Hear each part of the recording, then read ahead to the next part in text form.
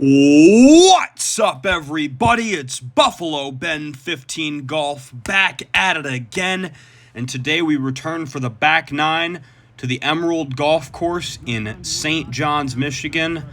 One of the nicest courses in Central Michigan, has been voted MCGA Course of the Year, and this course has actually gotten a lot of YouTube attention lately, thanks to a channel by the name of JNA Golf, capital J, lowercase n, capital A Golf.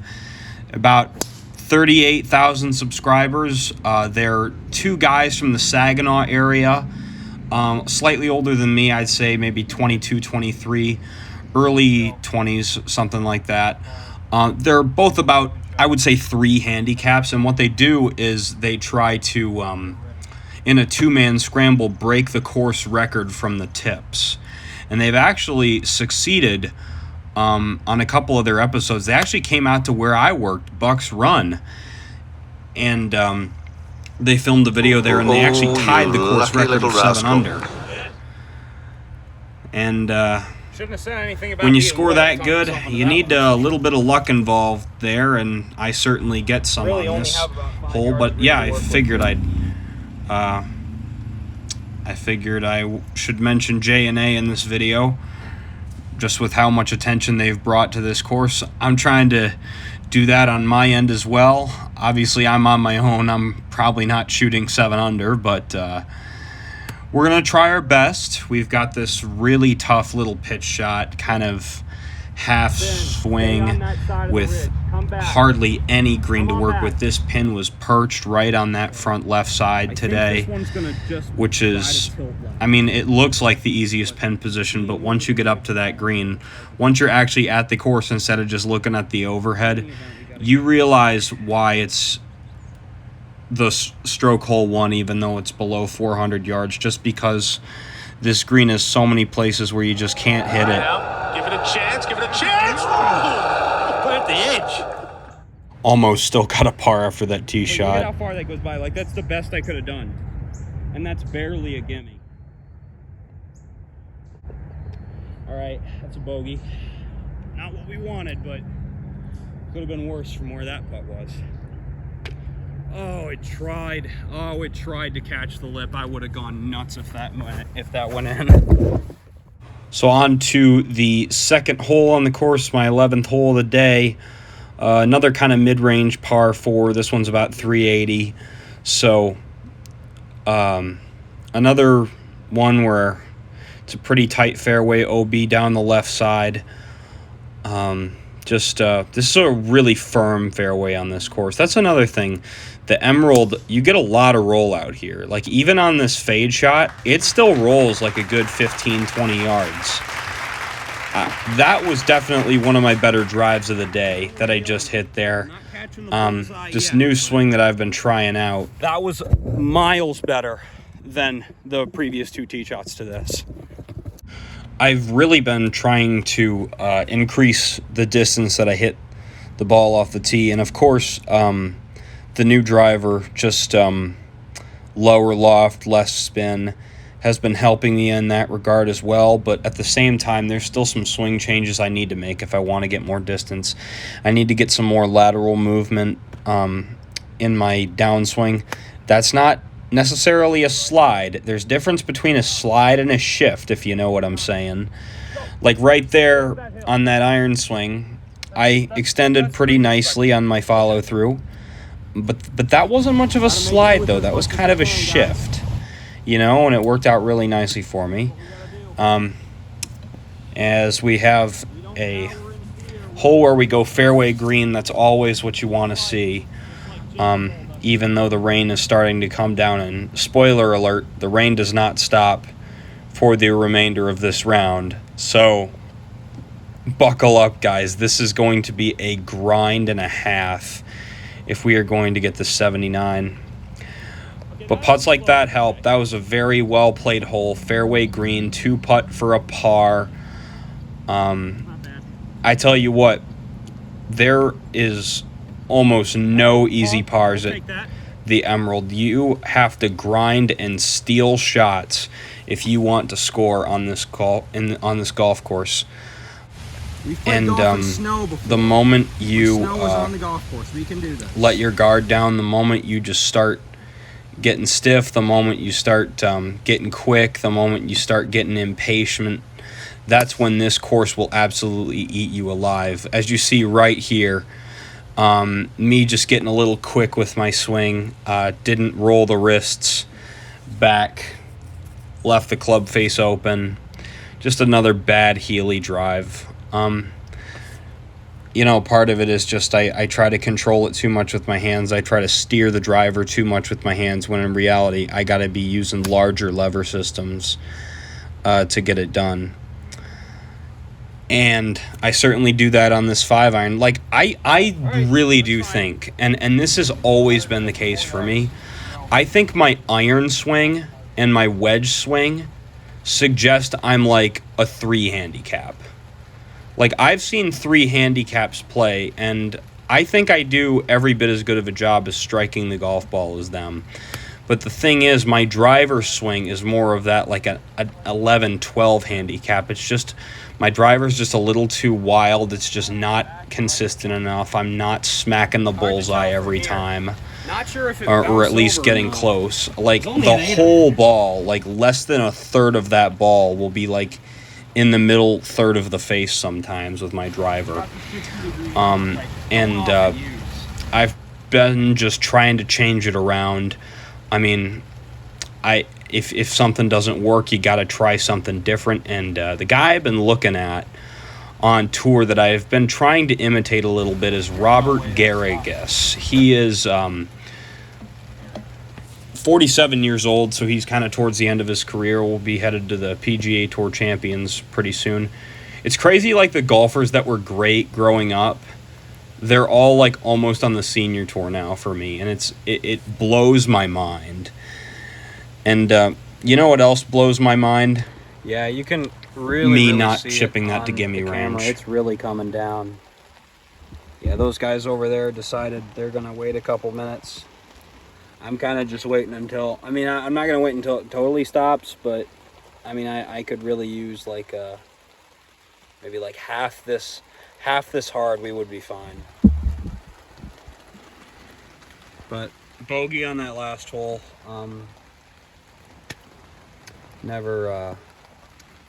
That hole, I don't know why that I have a hard time with that hole, but I do. And then this next hole, we have a beastly par 4, 223 yards. It is absolutely ginormous, but we gotta try our best. Like I said, guys, and with some tough holes to go, this is not going to slow down. It does not look like it's going to stop. I think I just got to try to tough it out as best I can. It's really rough, though. Really, really rough. It's too bad, because I was actually starting to get somewhere with this round, and this is definitely going to hurt my chances. But, I mean, maybe I just need like 45 minutes. I can zoom through the last 6 holes. I know I can play speed golf if I need to. I just need like 45 minutes of like half this hard, and we'll be fine. So off to the par 3 4th hole, my 13th of the day. Now we're 8 over because of a terrible double on that last hole. I mean, there was just like 4 or 5 bad shots on that last hole. One of the toughest par 3s in the entire state of Michigan. I mean, this is just a monster. 223 pin tucked behind the bunker right. Really, the only way for you to score on this hole is to... Because I don't see that many people using something with a decent amount of loft headed into the screen. As I interrupt myself with an excellent bunker shot. I could not have done that any better. I had hardly any green to work with there. And it's crazy because the last shot I just hit fantastic. The strike with that 3-wood was really good. But I don't see many people using a high lofted club into this green. So really the only way for you to get on the green and reg is to kind of roll it up through a small straight of fairway that's narrowed by 2 bunkers on either side. And as you saw there, not able to convert the putt. That's a bogey. And honestly, it didn't feel like a bad bogey. I felt like all 3 of my shots, that tee shot, that bunker shot, and that first putt, I felt like I hit all 3 of them really well, and I did. But that's a 141 slope course for you guys. Those are the kind of holes that you're going to face when you come out to as tough of a course as this. And it blows my mind how much distance some of the guys have on me that I play with, and I just need to get better at it. I need to stop hitting drivers 250. I need to start hitting them 280, 290. Like the J&A Golf YouTube channel that did a scramble video here. Oh, that's more like it. Like I said, guys, I'm good with the short clubs. I just got to get better with the long ones. But they actually, both of them, used a 6-iron from the tips on that par 3. Like, that's how much distance they have. That's how much power they have, guys. It is crazy how much they maximize it, because they don't look like big bodybuilders, you know what I'm saying? I think that's one of the reasons why I need to get more lateral movement in my swing. I need to almost throw myself into the ball. I need to just find that position. Misaki Golf Club, and where I shot a 76 in the rain. Then again, it was more misty than straight up rain. But I was 7 over with 4 to go, and I finished 1 under through the last 4. We can do this again. This next hole is a brute, though. 433 up the hill. Here's another example, guys, of why I need more distance. Like, this is a mammoth par 4 up the hill, especially into the rain. Like, my average drive on this hole, with how the driver's gone today, I'm thinking I'm going to have to go wood on this. You know, and that's just not what you want to see. You need to, if I want to become a scratch golfer, I need to be hitting like driver 7-iron into the screen instead. Like, I need that 30 yards. It's going to do so much for me. So I came from all the way over there. This is actually hole 6. And, hole 14. This is hole 14. And hole 6 is that one way out there, not the one to the left.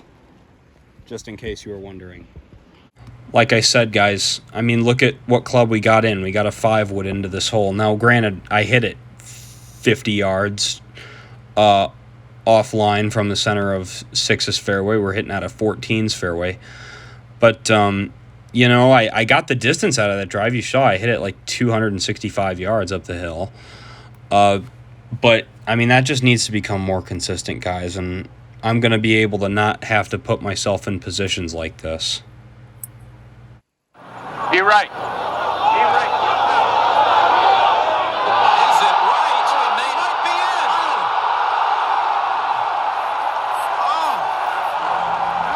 Had that one the PGA Championship lure. Does he have any idea, David, that he's inches from the hole? No, he does not know. Wait till he climbs the rise, the 45-foot rise fronting this green.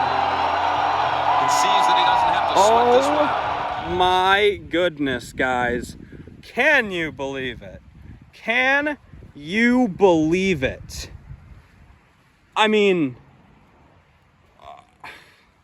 It's for birdie. We can't. I told myself I was going to be real today. Let's be real. All right? Let's just, no stress. That's easy. That's easy. We can do that. That is 2 absolute fairway wood darts in a single round, guys. That was incredible. And let's see if we can capitalize this time, because we all know what happened on 16. Sometimes you guys just find that extra gear, like I did there, where even when I'm out of position, even when my back's against the wall, even when the odds are against me, I figure out a way. Biggest part of his life. Now it's time to find a way to make this. Goes it away. Here's a breakaway to Stafford coming in on the goal. Stafford scores! You will never see a better birdie than that. Ever. You have got to be kidding me, guys. What a birdie. I mean, of all the holes on the golf course, that's like one of the least likely holes to get a birdie on. Like, you give me 100 tries at that hole, I might do that twice.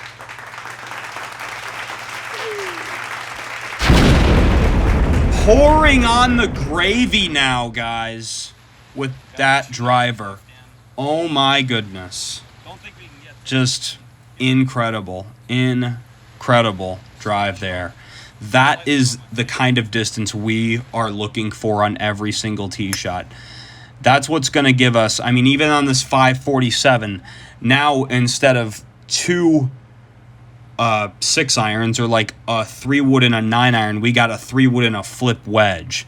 Big difference, guys. Really is. And even though I didn't hit that 3-wood good, we're still inside 100 yards after 2 shots on a long par 5. And not like taking a drop or not in trouble. That's how you score. That's how you do it, guys. On par 5s, if you want to score well on par 5s, you've got to get within inside 100 yards after 2 shots and be in position to attack the green. If you can do that, you are going to score. And as you see here, even though out of the rough, even just a little suboptimal, I was able to get this on the green and give ourselves a chance at back-to-back birdies. The last time I can remember that happening was hole 1 and hole 2 on Pontiac Country Club. Oh! What is he doing? And it will remain the only time that I can recall right now because that just slides by low. But still, guys, even as far as par 5s go, that was a difficult one. That was a good par.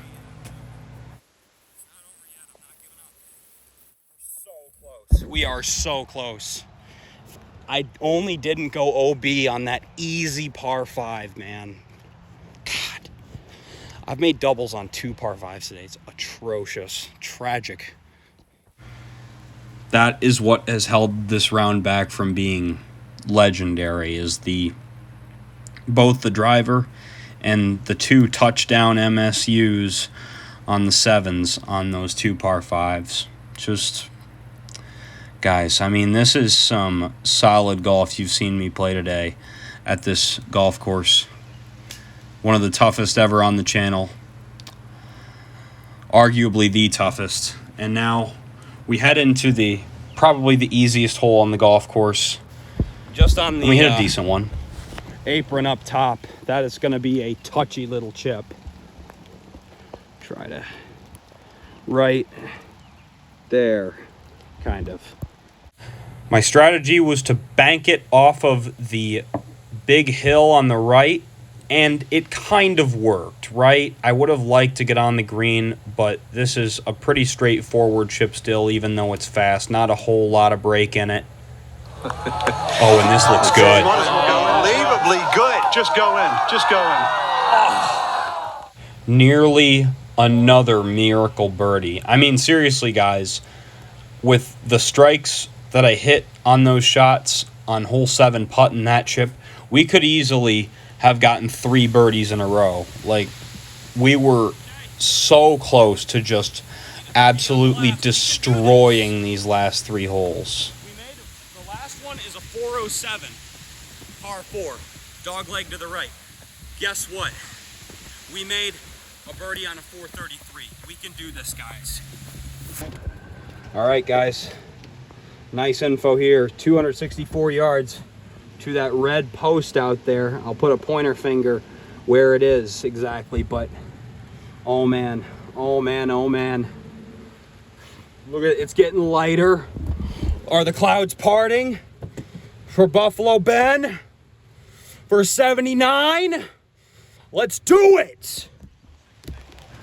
What you guys just saw was an example of how far my attitude's come in these last 2 years. 2 years ago, I would have been tremoring over a hole like this in the situation that I'm in. And now, I am ready for the challenge as much as I'll ever be. He needed a driver off the tee. I could have probably hit a 3-wood, but I felt like I needed to get it as far down there as I could. He needs to step up and pick out a target and just rip it.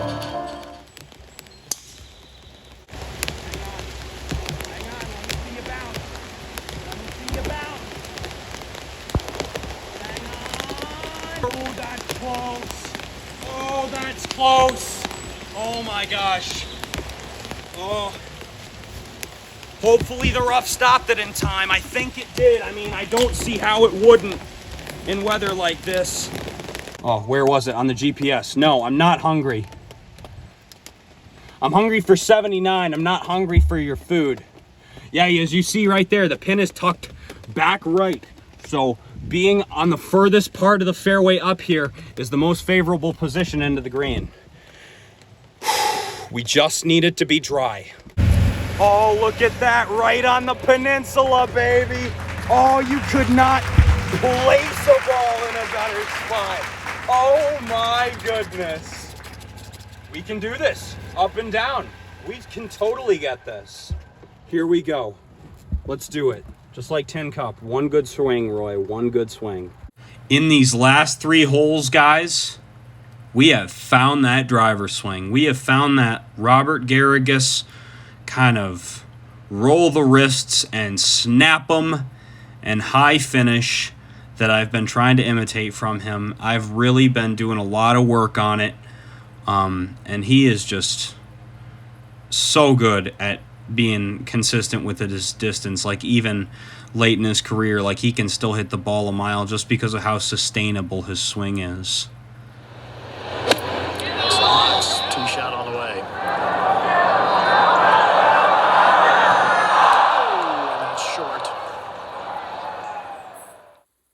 I couldn't get enough juice out of that one, though. Man, I just ever so slightly chunked it. You guys saw the divot. I knew. I was just praying that it would somehow travel, praying that I had somehow gotten enough club head speed still through it, and I just didn't. And then this chip, I landed just left of where I needed to. I needed to land it a little further on the green and a little bit to the right, and it just doesn't run out. And so the bid for 79 has officially come to an end. But what an effort, guys. What a turnaround after how badly the front 9, or my quote-unquote front 9, ended, to then go into this back 9 and do what I just did. Takes the shot, score!